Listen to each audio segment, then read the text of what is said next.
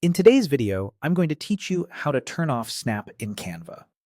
Snapping is that magnetic pull you feel when an object suddenly lines up with the center, the edges, or other elements. Canva shows subtle guides as you move things around, and most of the time this is helpful because it keeps layouts tidy. But when you're trying to place something just a few pixels off a guide, that magnet can get in the way. You might notice it most near page margins, frames, and when elements overlap, because Canva is prioritizing clean alignment.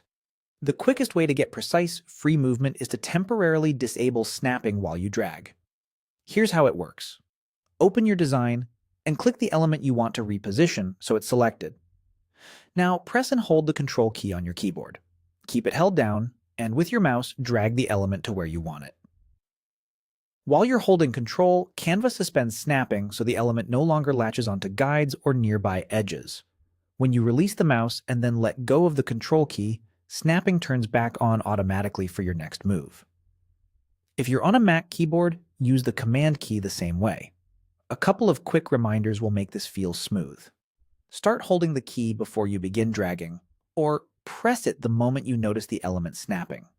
Either way, the override takes effect instantly. Keep the key held the entire time you're moving the object. If you release it mid-drag, snapping can re-engage and pull the element back to a guide. If you don't see a change at first, check that the element's bounding box is selected and that your cursor is inside it as you drag.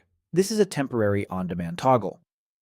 It doesn't change any global settings or affect your document. It simply gives you precise control for that one movement.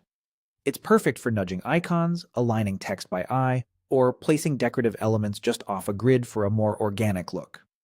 Pair it with a quick zoom in for extra accuracy, then zoom back out to review the overall balance. That's all there is to it. Hold Control, drag freely, release, and snapping is back when you need it. Practice it a couple of times and you'll have a fast, reliable way to move anything exactly where you want without fighting the guides.